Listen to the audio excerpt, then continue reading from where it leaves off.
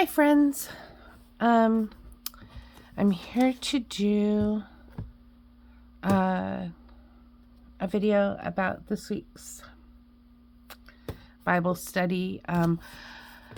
If you've been following, we've been reading the Bible in 52 weeks, year-long Bible study for women by Dr. Kimberly D. Moore.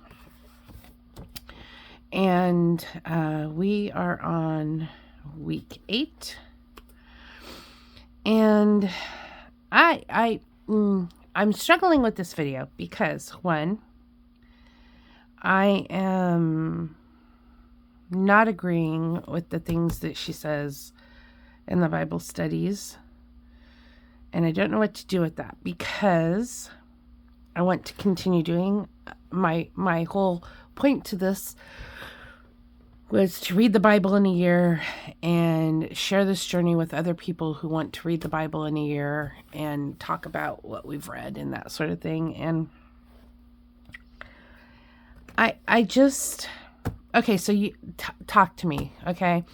Tell me what you think about this, because the issue I have is with today's reading, which is this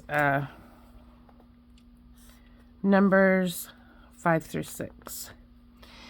She specifically, the blessing. So her Bible study is specifically about that. And in this, she talks about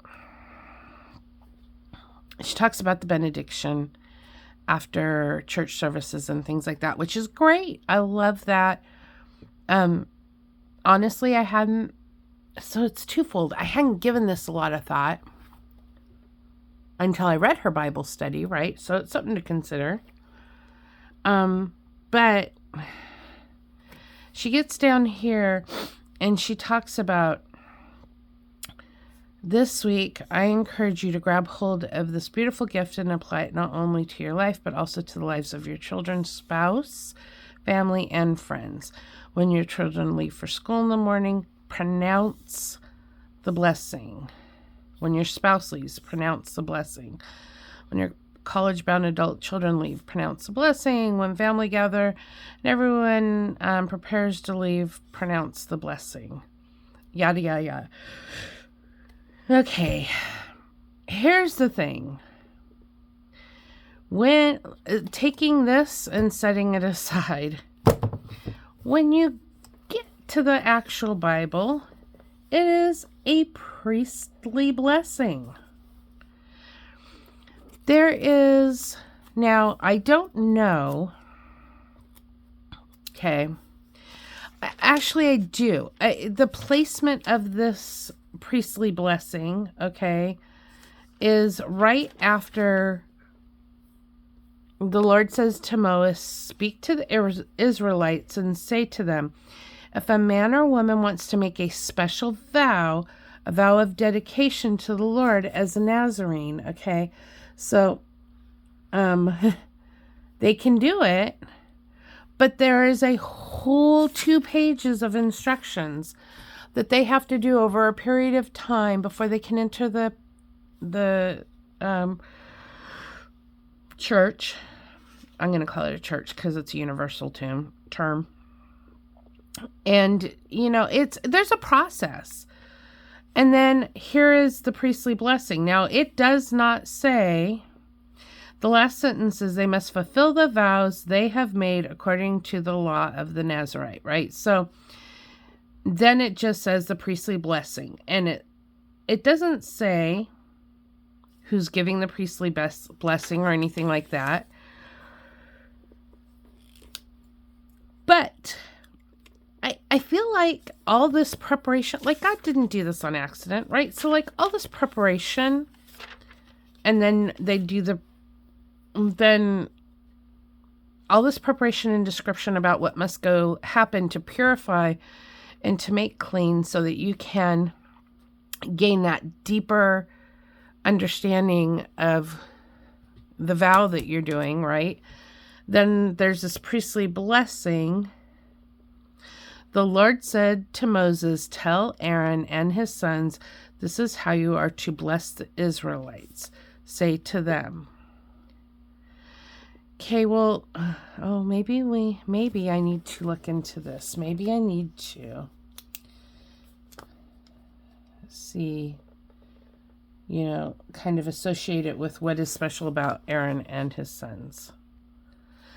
But this is the blessing. God didn't say, tell everyone to do the blessing, right? There's a lot of priests, they live a certain way. There's this whole cleansing, like, what am I trying to say? I don't think this blessing is for everybody to just bestow on everybody, right? It's not. I've done some research on my Bible sources, and it's not, it even says that this is not an average prayer. Okay, this is a priestly blessing. This is to be said by priests over people. So,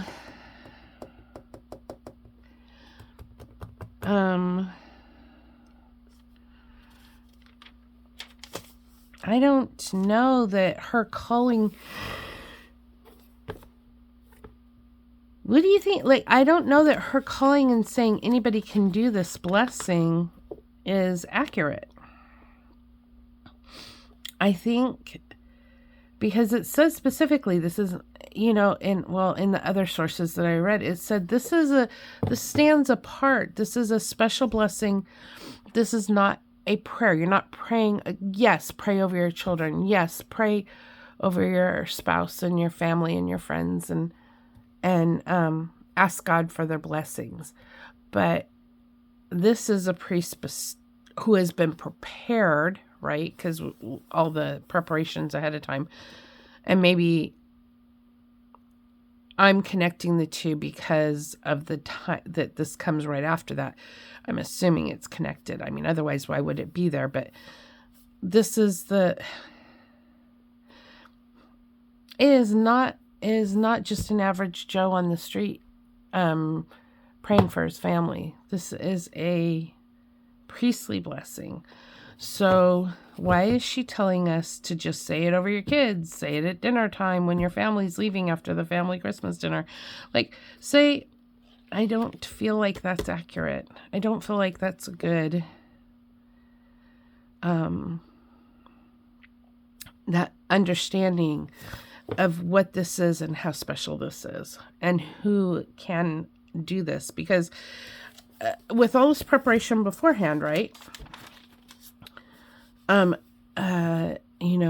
Speak to the Israelites and tell them, if a man or woman wants to make a special vow, a vow of dedication to the Lord, they have to do all this, right?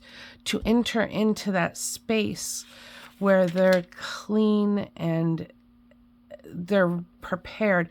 They have prepared themselves. Now, we don't go through all that process anymore because of the New Testament, because of Jesus, right? And all that. So, but that's not to say that just anybody can say this blessing. I don't know. Tell me, guys, what do you think? I'm to the point. There's been some contradictions. This is the second one that I've kind of been like, okay, I need to put a video about it. I don't know that I can continue doing this study, honestly.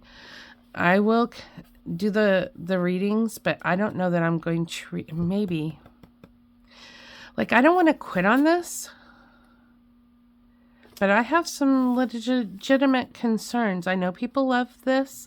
I know people are huge fans of this author, but I feel like some of the things that she has said in these studies are just not accurate. And being a leader, a church leader,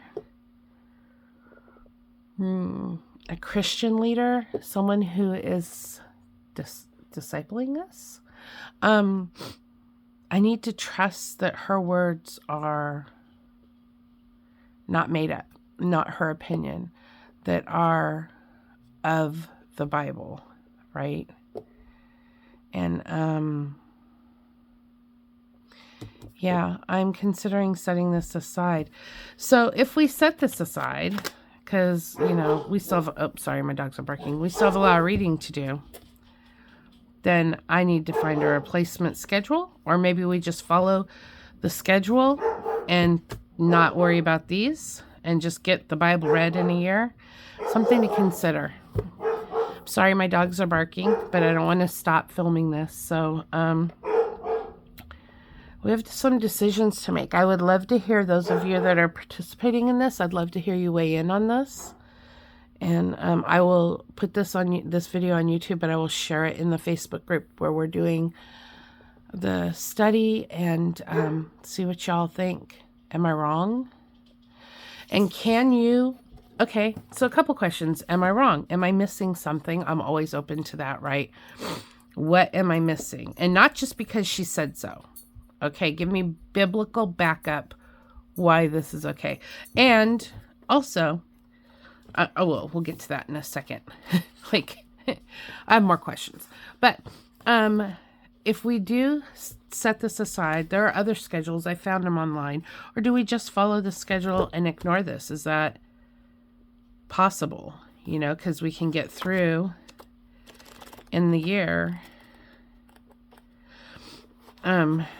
Get to the end of it. Let's see. Get through Revelations.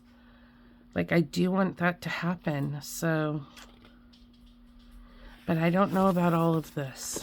I'm just... I have concerns, guys. Talk to me. Tell me what you think. Number one. Number two. Did anybody else catch... Okay, this is completely unrelated, okay? But did anybody else catch... And I know, I'm not questioning God, okay? I know there's a reason for this. I'm curious what it is, okay? Did anybody notice that there's a test for women who husbands think have been unfaithful, but there's no test for the husbands? Huh? What's up with that? I know it's a different time and a different place, and understanding the culture is so key and that sort of thing, but really? Anyways, I'm so glad that I didn't live then, because I would not have, first of all, been able to walk that far. Like, I'm pretty sure my feet would have fallen off. Number one. Number two, I would have missed my, let's just say my pre-made food, like pizza. I would have missed my pizza. Okay. But number three, I would have been like the person going, okay, I already am at work and stuff. I would have been like raising my hand every time they said something like, excuse me, I have a question. Why is it this way? And they probably would have left me behind. They would have walked a little faster while I was struggling along on my tiny blistered feet going, help, I'm trying to catch up. They'd be like, yeah, catch up to us later. Because I would have been like, excuse me, why is it only women? Where's the test for the men? But, you know, anywho, I digress. Let's go back to what the main point of this video is.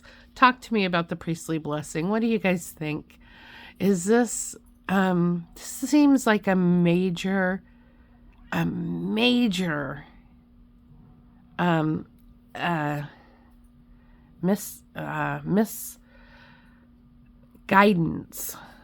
in the study, and not something I feel like I can continue to ignore. Anyway, I'd love your input. Have a blessed day. Have a blessed week. And I'm still going to do the reading. So don't stop following. Don't stop following along. We're still going to get this reading done. But, I don't know that we're going to read this anymore. So I don't know. I'm looking forward to hearing your thoughts. Thank you for joining me on this journey. Talk to you guys later. Bye.